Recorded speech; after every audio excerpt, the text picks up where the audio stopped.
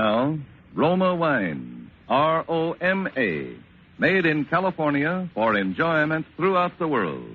Roma Wines present Suspense. Tonight, Roma Wines bring you Mr. Hume Cronin, who is currently being seen in the Metro-Goldwyn-Mayer production, The Green Years, as star of Too Many Smiths, a suspense play produced, edited, and directed for Roma Wines by William Spear. Suspense, radio's outstanding theater of thrills, is presented for your enjoyment by Roma Wines. That's R-O-M-A, Roma Wines. Those excellent California wines that can add so much pleasantness to the way you live, to your happiness and entertaining guests, to your enjoyment of everyday meals.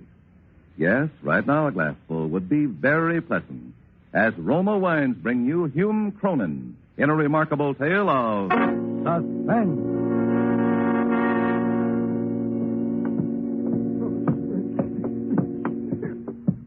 Right in here, Doc. What happened, Sergeant Henry? I picked this guy up in a depot. We've been looking for him for 3 days. He's standing in the crowd screaming somebody made a sucker out of him. Getting violent. Well, I better have a look at him. All right, now. No one's going to hurt you. Made a sucker out of me. There he goes again. Oh, who made a sucker out of you? Sure, she made a sucker out of me. Hand me my bag.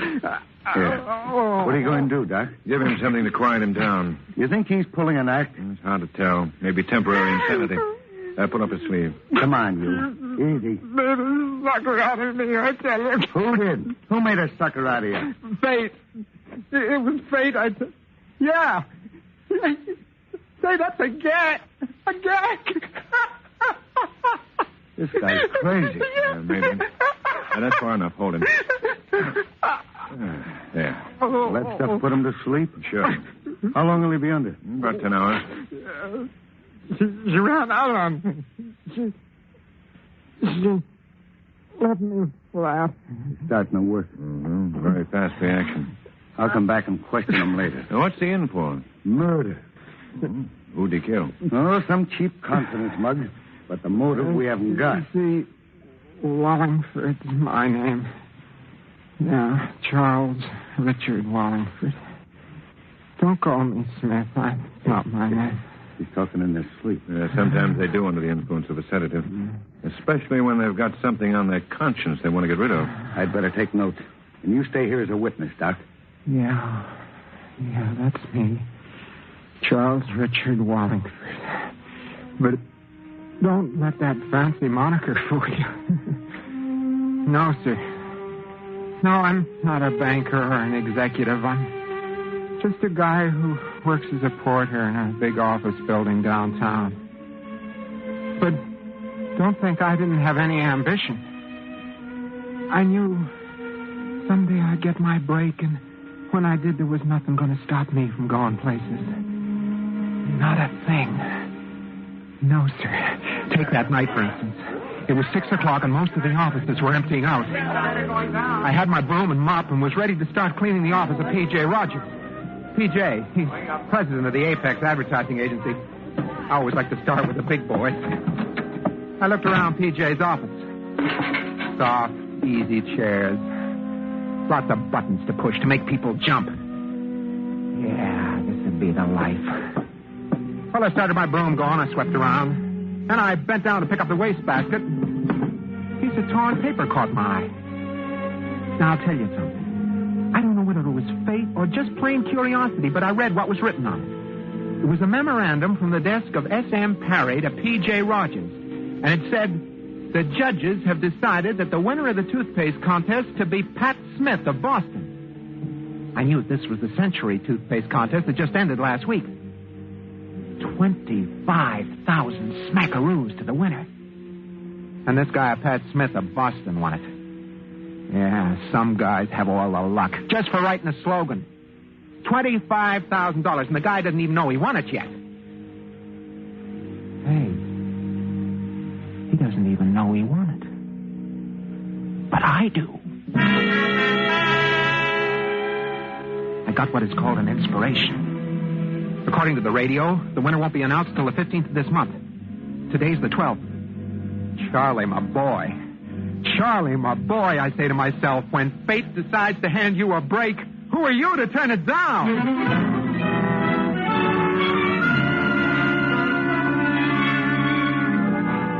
I stalled around till I made sure everyone had left the agency. Then I went for the filing cabinets that had the entries. They were listed from A to Z. I found the names that began with S and started looking for Pat Smith from Boston. There were over 200 Smiths, Abe Smith, Betty Smith, Carl Smith. I went through them till I came to Ollie Smith, and the next one was Pat Smith of 500 Commonwealth Avenue, Boston, Massachusetts.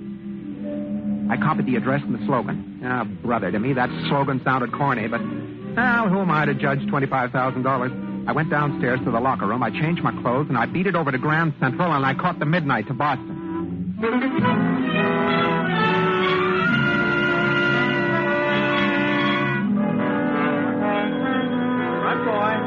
boy. 500 Commonwealth Avenue was a big hotel with a sign reading for men only.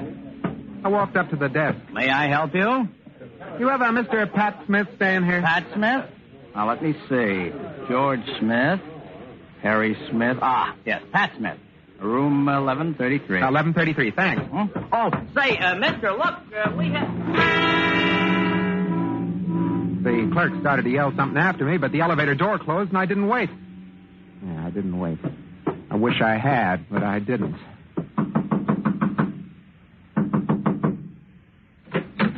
Yeah? Hello?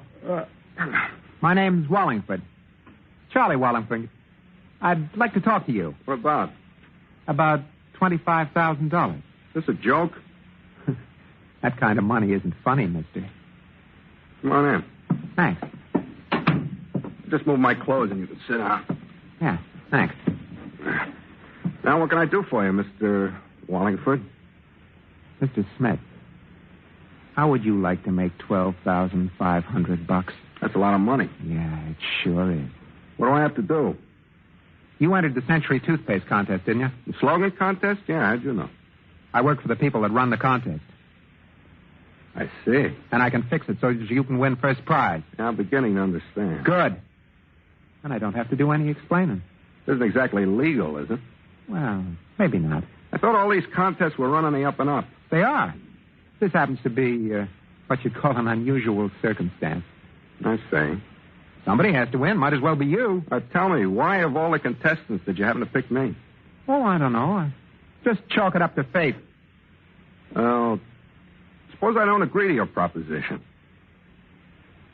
Then I'll find somebody else who will. Simple as that? Yeah. All right, it's a deal, Mr. Wallingford. Just plain Charlie to all my business friends. Shake. Yeah. Well, I suppose you're busy. Not here. at all. Well, don't you have some kind of job you got to get to? No. That's why I came to Boston. Oh. How long you been here? 2 days. Hey, how come your entry had this address? Oh, I reserved this room a month ago. I've been using it as my mailing address. Oh, I see. Where you from, Pat? Nowhere in particular, just where my business takes me. You don't say. You got any family? No, not a soul. Maybe you have friends here in Boston, huh? Not a one. Well, that's too bad. Why the look? Oh, nothing. I was just thinking. Yeah, about the money? Right the first time. You know, it's too bad our paths didn't cross before. Why's that? I think we'd have made a good team. What's your racket? Stocks and bonds. Sell 'em? Mm-hmm. Legitimate? What do you think? I don't. Say, isn't contests out of your alley? Oh, it's just a hobby. I see. But sometimes they pay off, huh? Come on, let's blow this place and really celebrate our little deal. Sure, anything you say. I knew I had this guy figured from the second I laid eyes on him. Just a small-time confidence mug. And I knew he wasn't going to play 50-50 with me. No, sir. The minute he got his hands on that dough, I'd have to sing for my half. So I decided to take it all. I could be Pat Smith for a couple of days. And just so there wouldn't be too many Smiths, I'd fix this one up with a one-way ticket.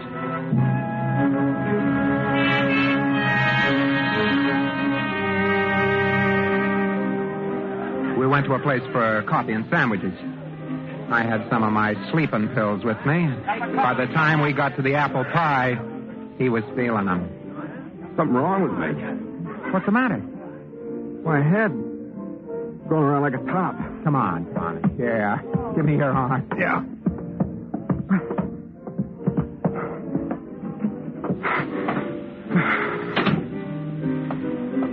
The air will straighten you out. I just want to lie down. You will. In a little while. Where are you going? Just walking. I want to lie down. Hey, now, wait a minute. Take it easy. Hey. Here. Hold up. Why are we walking out in this dark? Just to get some air. Bring you around.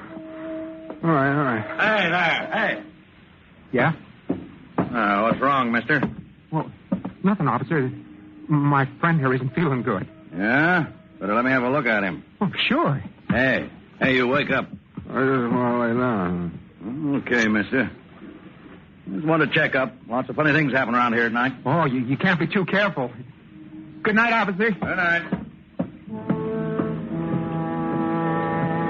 I waited until the cop disappeared into the fog. Smith had passed completely out of the picture. I dragged him out to the end of the dock. I looked around me and I found a piece of lead pipe, and Then it was over. I stripped off his clothes and I changed with him. I stuck the pipe under his belt and I pushed him into the water. I watched his body sink. Then I left the dock and went back to the hotel, went up to Smith's room. After a while, I went to sleep.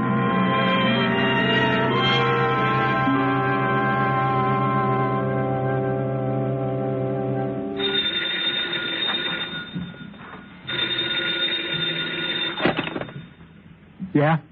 Mr. Smith? Mr. Pat Smith? Speaking? There's a young lady waiting for you. Waiting for me? Yes, sir. She says she's your fiancée.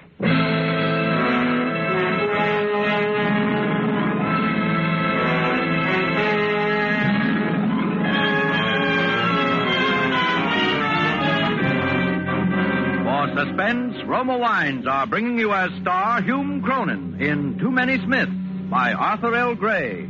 Roma Wines' presentation tonight in radio's outstanding theater of thrills, Suspense.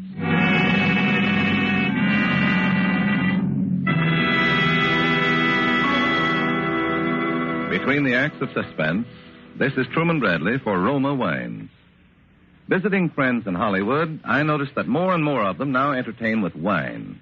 And of all wines served in America, Roma, of course, is the most popular. There are good, sound reasons so many smart Americans prefer Roma wine for entertaining. Roma wine is moderate, inexpensive, and easy to serve. And Roma wine is always delicious, always unvaryingly fine. For Roma, America's greatest vintner, is able to select from more grapes of choice varieties from California's finest vineyards than any other winery. And to this rich treasure of fine grapes, Roma adds years of winemaking skill and resources unmatched in America. Yet Roma wine, America's first choice, costs no more than ordinary wines. Right now, Roma dealers are featuring fine red Roma California table wines, Burgundy, Claret, Zinfandel. For an adventure in good dining, try Roma Burgundy, Claret, or Zinfandel with a juicy steak, savory pot roast, or spaghetti with meat sauce. You'll discover food with Roma is food at its best. So insist on Roma, R-O-M-A, Roma wines, enjoyed by more Americans than any other wine. And now, Roma Wines bring back to our Hollywood soundstage Hume Cronin in Too Many Smiths, a tale well calculated to keep you in suspense.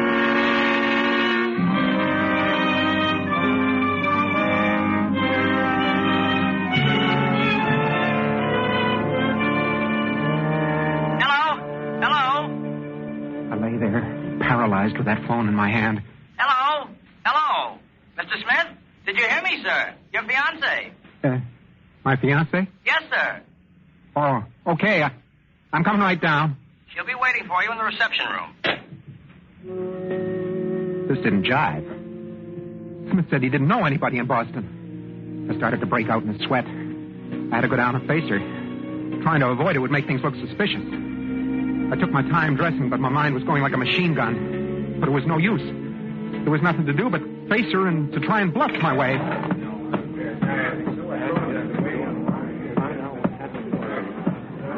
Pardon me, miss. Are you looking for Pat Smith? Yes. Oh, I'm Pat Smith. Oh, now I'm afraid there must be some mistake. I guess there is. The Mr. Smith I'm looking for is my fiancé. Are you sure he's registered in this hotel? Oh, I am, very sure. Well, Oh, how foolish of me. There must be two Pat Smiths here. You and my fiancé. yeah, of course. It's Yeah. such a big hotel. I'll ask the clerk. Yeah, do that. Goodbye, Mr. Smith. I'm terribly sorry I disturbed you. Well, that's okay. Two Pat Smiths. That was something I hadn't counted on. I watched her cross the lobby to the desk. She spoke to the clerk. He smiled and he picked up the phone. The dame sat down and waited. In a few minutes, a middle-aged guy walks up to the desk and the clerk pointed out this dame to him. I took a good look at this other Pat Smith and beat it into the elevator and went upstairs to my room. I headed for the desk and I started going through the late Pat Smith things. I found his papers and then I saw what I was looking for. A copy of the slogan he'd written. Brother, I breathed a sigh of relief. It was the same as the one I copied from the agency's files. Fate is sure sticking closer to me than a suspicious wife. That stupid clerk would have sent me to the wrong Smith, and if I'd knocked him off, I really would have been in a jam.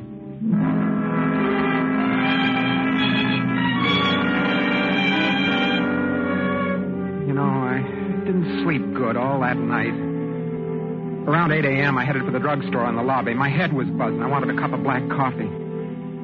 As I was drinking my second cup, I glanced in the mirror in front of me, and I saw the second Pat Smith come in. I turned around to watch him buy some stuff at the counter, razor blades and shaving soap, cream, stuff like that, and a large tube of Century toothpaste. Toothpaste. It was only then it began to creep into my mind. Maybe this Pat Smith had entered the contest also. And if so, maybe he was the guy that was going to collect the 25 grand. Maybe I'd been barking up the wrong tree. A sick, weak, empty feeling settled in my insides. I put a quarter on the counter and followed Smith into the lobby. I beg your pardon. Yes? Isn't your name Smith? Pat Smith? Yes, it is. Funny thing is, that's my name also. Oh, yes. I heard there was another Pat Smith staying here. You mind if I sit down? No, go right ahead. Thanks. Kind of funny, two Pat Smiths living under the same roof. Well, I don't know. Smith's a very common name. You're right there. You know, that's how I met your girlfriend. My girlfriend? Yeah, the tall, blonde, good-looking dame. Oh, yeah, I remember. But wasn't she looking for you? I don't get you. Well, the clerk telephoned me in my room that she was waiting downstairs, and when I met her, it seems that I wasn't the Pat Smith she was looking for. Darn it. You what? No, so naturally I assumed it was you. Couldn't be a third Pat Smith here. Well, hardly. I spoke to the clerk about it, and he checked the register. Maybe she had the wrong hotel. Well, I doubt that very much, because I've seen her about the lobby for the past few days. You have? Well, what's wrong? Huh? Nothing. Huh? I was just thinking. Yeah. I see you're doing a crossword puzzle. Uh-huh, yeah. You interested in puzzles? Sometimes. I like contests better. You know, the kind they have on the radio? Yeah. Did you ever enter one of those? Well, as a matter of fact, I have, yeah. How about the Century toothpaste contest? Of course, at $25,000. That's it. That's quite a big prize to shoot for. Yeah, sure is. What kind of slogan did you write? Oh, I think it's pretty good. I got a copy right here in my pocket. Care to read it? Oh, I sure would. Let me see now. Here it is. I don't think it'll win first prize, but it might win one of the lesser ones. Well, what do you think, Pat? Yeah. Yeah, it's pretty good. Much better than the one a certain party I knew wrote.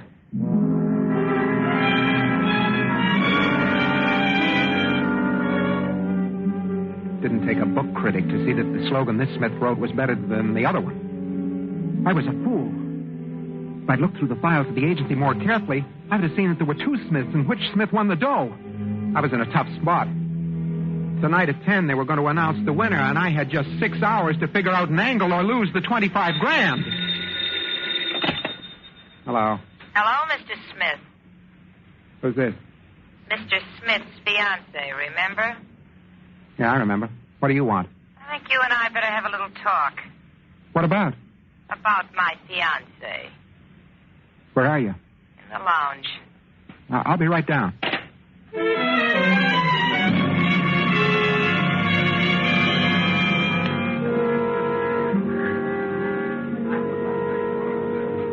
Well, hello. Sit down, won't you? Thanks. Okay, what's on your mind? You? Oh, I'm flattered. You needn't be. Okay. What about me that's so interesting? Why you killed Pat Smith. I don't know what you're talking about. Let's not be stubborn about this, Mr. Wallingford. Must I repeat my question? No. Who are you? You already know that. What's your name? Betty. Betty what? I'm asking the questions. How do you know he's dead? In the evening papers. Here, let me see that. Here. Police discover body in Charles River. First thought to be Charles Wallingford, but fingerprints taken from the dead man proved his identity to be Pat Smith, small-time confidence man wanted by the police in 3 states. Police are looking for Wallingford. New York City police have discovered that Wallingford's been missing from his rooming house for the past 5 days. You see how I know. Where do you fit? I was supposed to meet Smith here. We had a little job planned. Oh, I see. You went and spoiled it. Why? Come on, start talking. If I don't like the tone of your conversation, maybe the police will. Well, I couldn't see any way out but to tell her the whole story. I couldn't bluff. I was scared, and she knew it. She didn't say anything while I was talking. She just sat and stared at me. I always told Pat those contests would be the death of him. Well, that's how it is. This other guy will collect all the dough. You giving up so easily? You have any ideas? $25,000. Yeah, I was a fool to get mixed up in this in the first place. Are you sure this Smith is going to win? Can't be anyone else. Yeah. Well, you've gone so far. Why not take another step? What do you mean? I met this other Smith just as I met you. I know. And from the way his eyes lit up, I could see he was kind of sorry I wasn't his fiancée. So? I don't think Mr. Smith would mind very much taking a walk with me down to the river, holding hands. Yeah, I see what you mean. Just the way you did the other job. Well, I don't know. Scared? No, I'm game. Good. You get him out of that dock. I'll take over from there. Don't worry. He'll be there. Yeah. By the time the cops fish him out of the river, we'll have the money and plenty of distance. You mean we go together? What's the matter? Don't I appeal to you? Oh, sure. Well, wait here. I'm going to phone him and cast out the bait. Okay. Here's hoping he bites. Don't worry. He will. I watched her walk out of the lounge to the phone booth across the lobby, every eye on the joint on her. I knew Smith didn't have a chance. And if I hung around her, I wouldn't either. She was murdered, that dame. After this job was over, I was heading in the opposite direction. I could see her talking, and when she hung up, I could tell by the expression on her face that this Smith was a cooked turkey. He'll be down in 5 minutes. You better beat it. Okay, baby. You're carrying the ball now. See you on the dock. I glanced back at the table, and she was sitting there, calmly powdering her nose for the kill. Then fate stepped in again. I don't know why, but it suddenly hit me that maybe she was giving me a double cross. After all, how long do I know this dame? I went back into the lounge through the street entrance, and I managed to sneak into a booth behind the one she was sitting in. In a few minutes, Smith came in through the lobby entrance and walked over to her. Well, good evening. I came down as quickly as I could. So I see. I suppose my phone call surprised you. Oh, yes, indeed. I'll come to the point, Mr. Smith. Somebody is going to murder you. What? Please just keep your voice down. Oh, no, I'm sorry. But in heaven's name, why? Why would anyone want to murder me? For $25,000. But I don't have that much money. You will. Look, I don't understand. The Century Toothpaste Contest. You hit the jackpot. How do you know? The winner won't be announced until 10 tonight. I got a way of knowing these things. I'm going to call the police. Sit down, Mr. Smith. I got a better idea. I know the only way. She lowered her voice, but by straining, I got wind of what she was pulling. Yeah, that much was clear. She wanted the money, but without a murder rap. Then she was going to tip off the police about me, which would give her clear sailing with Smith and the dough. Yeah, she was clever, all right. But, you know, it didn't burn me up. I wasn't even sore. I was just tired and scared. I wanted to get away. Anywhere, so long as it was far from Boston. I had a few dollars left, so I beat it. I went to the railroad depot. My train didn't leave for an hour, so I walked around. I bought a paper. I felt like a punch-drunk fighter. I was licked, and I knew it. Yes, sir. Fate had let me down. I was through. I was standing in the crowd, waiting for the gate to open when I saw it. Right there on the front page, I saw it. I started to laugh. I couldn't stop.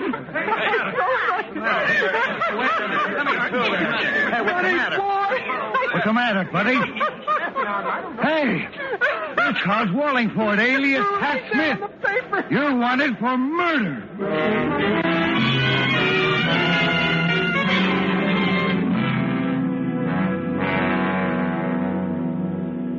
What a story. Starts out as a simple swindle and winds up murder. Yeah, but his story still doesn't tell me what I want to know. What's that, Doc? The cause for his temporary insanity. Oh, it doesn't at that. Hey, that newspaper. He was reading... What? On the first page. Yeah. Here. Take a look at this. The winner of the $25,000 Century Toothpaste Contest was announced last night. The lucky winner was Miss Pat Smith of the little town of Boston, Georgia.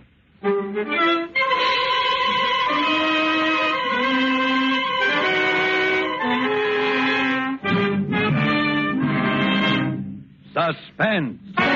Presented by Roma Wines, R-O-M-A, made in California for enjoyment throughout the world. Before we hear again from Hume Cronin, star of Too Many Smiths, tonight's suspense play, this is Truman Bradley for Roma Wines. Just 2 more shopping days before Father's Day, June 16th. This year, give Dad something special, a gift he'll long remember with pride and warm appreciation. Honor him with a bottle of magnificent Roma California champagne, traditional wine for the truly special occasion. Or, if you're planning a family party for Dad, make it really festive with the bubbling brilliance of pale gold, sprightly dry Roma champagne. For Roma champagne pays the perfect compliment due the man of the house on his day. And throughout this month of weddings, anniversaries, and gala social events, you can rely on Roma champagne to add the subtle touch of continental smartness that makes your hospitality outstanding. Yet, delicious Roma champagne, so lavish, so glamorous, so flattering to your guests, is really inexpensive. When you shop tomorrow, get Roma champagne. That's R-O-M-A, Roma wine, America's first choice. This is Hume Cronin. It's always a great pleasure to have an appearance on Suspense. Mr. Spear's been telling me about next week's show, which sounds like one we won't want to miss. June Dupre will star in the Suspense play, which takes place on a cross-country train trip. A play which tells the story of an apparently devoted wife and of her husband who's traveling with her. Next Thursday, same time, Roma Wines will bring you June Dupre as star of Suspense, radio's outstanding theater of thrills. Produced by William Spear for the Roma Wine Company of Fresno, California. This is CBS, the Columbia Broadcasting System.